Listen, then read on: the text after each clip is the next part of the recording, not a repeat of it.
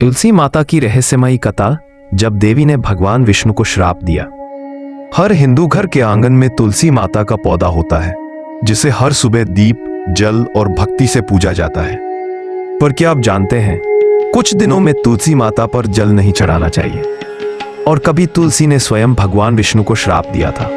आइए जानते हैं वो पौराणिक कथा जो भक्ति और त्याग से जुड़ी है।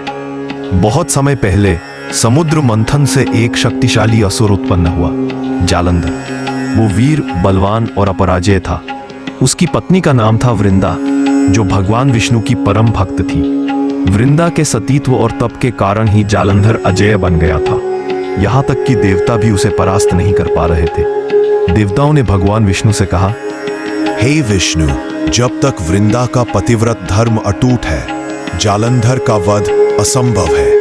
उन्होंने जालंधर का रूप धारण किया और वृंदा के सामने प्रकट हुए। वृंदा ने उन्हें अपने पति समझकर उनका स्वागत किया और उसी क्षण उनका सतीत्व भंग हो गया। जालंधर का वध हो गया, और जब वृंदा को सच्चाई का पता चला, उन्होंने भगवान विष्णु को श्राप दिया। हे विष्णु, आपने मेरा पतिव्रत धर्म भंग किया। मैं आपको श्राप देती हूँ, आप भी अपनी पत्नी से अलग होंगे। और यही श्राप आगे चलकर रामावतार में सत्य हुआ, जब भगवान राम को सीता माता से अलग होना पड़ा। श्राप देने के बाद वृंदा ने अपने प्राण त्याग दिए। भगवान विष्णु को अपने कर्म पर गहरा पछतावा हुआ। उन्होंने कहा, हे देवी, आपका तप और सतीत्व सदैव अमर रहेगा। आपके शरीर से उत्पन्न यह पौधा तुलसी कहलाएगा। जहां तुलसी होगी वहां मैं स्वयं वास करूंगा। इस प्रकार देवी वृंदा तुलसी माता के रूप में जन्मी, जो भक्ति आगे तक पर आती है, सतीत्व और विष्णु प्रिया का प्रतीक है। तुलसी माता जीवित देवी हैं। हर पौधे की तरह उन्हें भी जल चाहिए, पर कुछ दिनों में वे विश्राम करती हैं, इसलिए उन दिनों जल नहीं चढ़ाना चाहिए। एक एकादशी को, क्योंकि इस दिन तुलसी माता स्वयं व्रत रखती है। सिर्फ दीपक जलाकर नमस्कार करें।